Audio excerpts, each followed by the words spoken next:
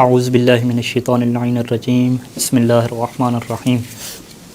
الحمد للہ رب العالمین والصلاة والسلام علی محمد وآلہ اجمعین ولعنۃ الدائمۃ علی اعداء محمد وآل محمد اما بعد فقال امام صادق علیہ الصلاۃ والسلام انی احب ان یتعذر الرجل بحر الشمس فی طلب المعیشت اللہم صلی علی محمد وآل محمد۔ محترم مومنین کرام، جس موضوع پہ مجھے گفتگو کرنی ہے وہ موضوع امام جعفر صادق علیہ الصلاۃ والسلام کے حوالے سے ہے، اور جس میں امام کی سیرت کا ایک پہلو کہ جس کے اوپر مختصر گفتگو انشاءاللہ آپ کی خدمت میں پیش کرنے کی کوشش کروں گا، اور وہ موضوع ہمارا بہت ہی اہم موضوع ہے کہ جو ہمارے معاشرے میں بہت ہی جس کے بارے میں سوالات کیے جاتے ہیں،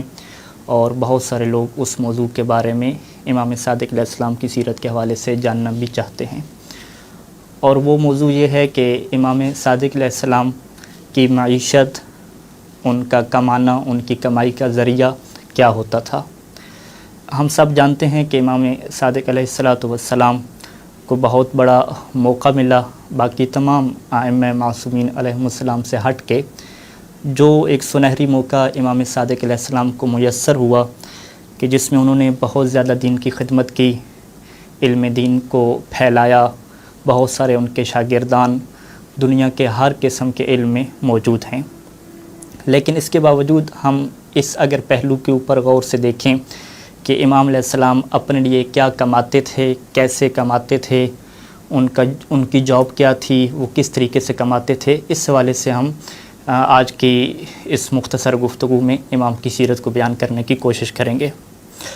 ہماری کتاب حدیث کی الکافی، وہاں سے میں نے 2-3 احادیث کا انتخاب کیا ہے کہ ان احادیث کے ذریعے سے انشاءاللہ ہم سب امام صادق علیہ السلام کی سیرت کو اس ٹاپک کے حوالے سے کہ انسان کے لیے جاب کرنا، انسان کے لیے کمانا، اہل و عیال کے لیے کمانا کتنی اہمیت رکھتا ہے۔ جمیل بن صالح ہیں ابی عمر الشیبانی سے روایت کرتے ہیں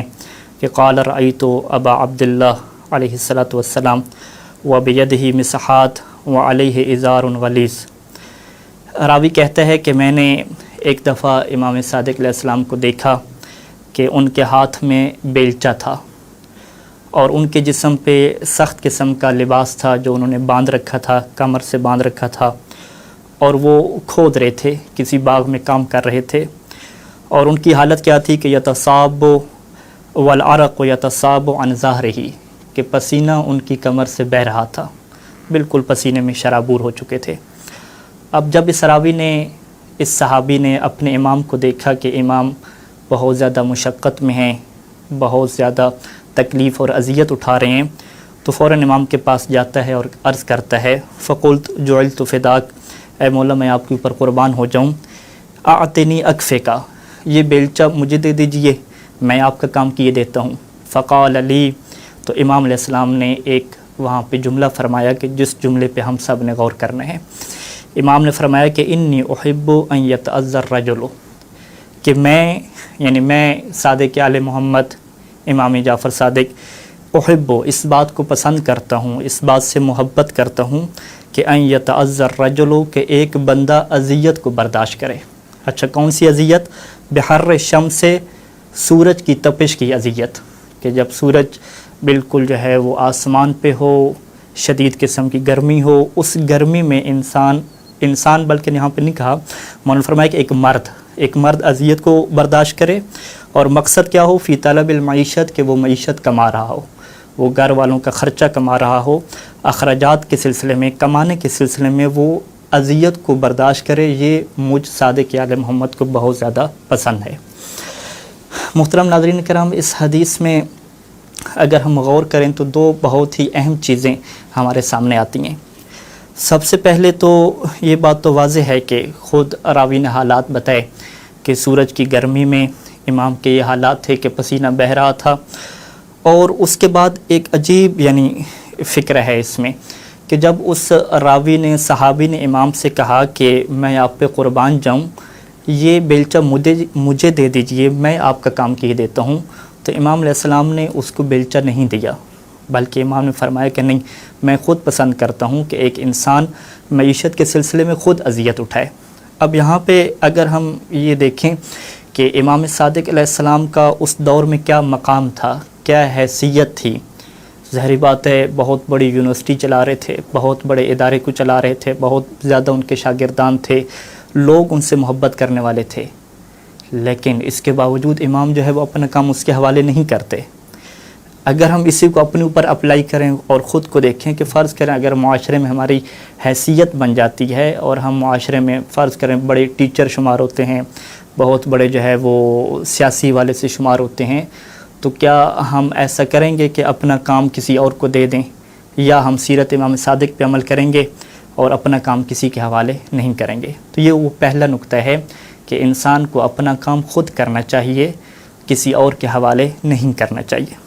اور جو دوسرا ایک سبق اس حدیث میں ہمارے سامنے پوشیدہ ہے کہ امام علیہ السلام یہ فرما رہے ہیں کہ میں اس بات کو پسند کرتا ہوں اور مجھے بہت زیادہ یہ بات پسند ہے کہ ایک مرد اپنی معیشت کے سلسلے میں، اپنی روزی کمانے کے سلسلے میں سورج کی گرمی کو برداشت کرے اور تکلیف اٹھائے، یعنی اپنے آپ کو تکلیف میں ڈالے، یہ مجھے پسند ہے۔ اب یہاں پہ اس سوچ جو ہمارے ایک معاشرے میں سوچ ہے، ہمارے معاشرے میں کیا سوچ ہے کہ اگر ایک انسان بہت زیادہ پڑھ لکھ گیا ہے یا اس کی معاشرے میں ایک حیثیت ہے، تو وہ یہ چاہتا ہے کہ مجھے روزی کمانے کے لیے، پیسے کمانے کے لیے ایسی جاب ملے کہ بس کرسی ہو، میز ہو، باقی جو ہے وہ کوئی تکلیف کا وہاں پہ سسٹم نہ ہو، بس مجھے دستخط کرنے ہوں اور آسانی سے میں کیا کروں، اپنی روزی کما لوں۔ لیکن امام علیہ السلام اپنے اس جملے سے اس سوچ کو مکمل طور پہ ختم فرما رہے ہیں اور اس کو جو ہے وہ حوصلہ افزائی نہیں فرما رہے، بلکہ امام فرما رہے ہیں ٹھیک ہے یہ کام بھی آپ کے لیے ٹھیک ہے، لیکن اگر مجھ سے پوچھنا ہے کہ میں کس بات کو پسند کرتا ہوں، تو امام فرما رہے ہیں نہیں، مجھے جو بات پسند ہے کہ انسان معیشت کے سلسلے میں تکلیف کو اٹھائے، اذیت کو برداشت کرے، یہ مجھے پسند ہے۔ تو یہاں سے ہمیں یہ چیز بہت ہی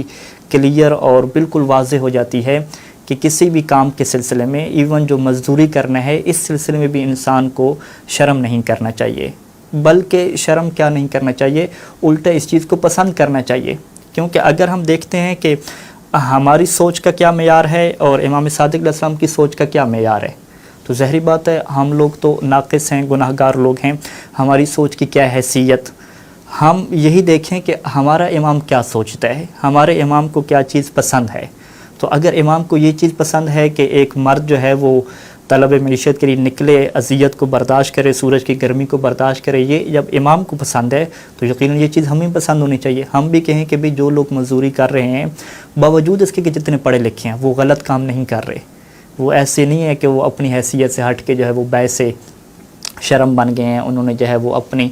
خاندان والوں کی عزت کو مٹی میں ملا دیا، نہیں ایسی کوئی بات نہیں ہے، بلکہ الٹ ہے۔ اور یہاں پہ ایک بہت ہی اہم نقطہ ہے کہ اگر ہم تھوڑا سا سوچیں کہ کیا امام علیہ السلام کے پاس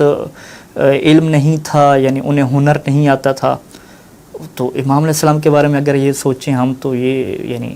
ہماری خود معرفت پہ سوال آئے گا کہ جب ہمارا یہ عقیدہ ہے کہ امام علیہ السلام کے پاس دنیا کی ہر قسم کا علم موجود ہے، چاہے وہ سائنس ہو، ٹیکنالوجی ہو، ہنر ہو، پیشہ ہو، جو بھی وہ کام کرنا چاہیں اس کا علم باقی دنیا کے تمام افراد سے ان کے پاس بدرجہ اتم موجود ہے۔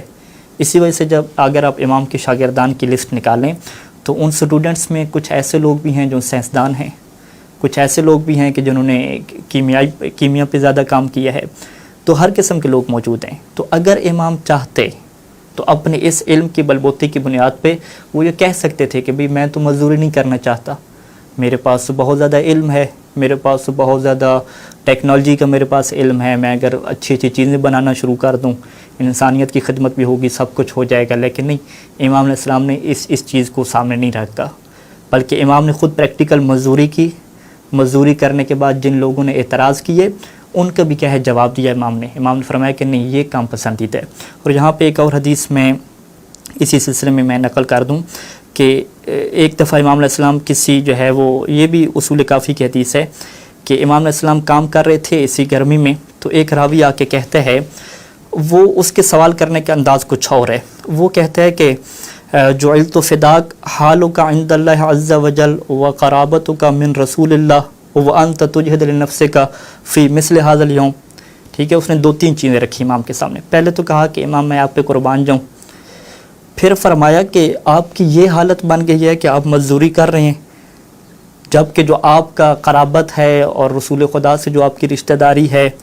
وہ تو بہت بلند ہے. آپ فرزند رسول ہیں اور ہم تمام مسلمانوں میں آپ کی ایک خاص حیثیت ہے، آپ کا خاص مقام ہے. اس حیثیت اور مقام کے باوجود آپ اس قسم کی سخت گرمی میں کام کر رہے ہیں. یعنی اعتراض کرنے والا اس چیز کو درک کر رہا ہے، وہ دیکھ رہا ہے، یعنی اسے بھی یہ بات اچھی نہیں لگ رہی. ظاہری بات ہے اگر ہم بھی آج دیکھیں کہ ہمارا اگر کوئی استاد ہے یا علاقے کا پرائم منسٹر ہے، جو بھی ہے فرض کریں، اگر وہ اس طرح کی مزدوری کر رہا ہو تو ہم سب جو ہے وہ تعجب کریں گے، حیرت میں پڑ جائیں گے کہ یہ اتنا جو ہے وہ پڑھے لکھے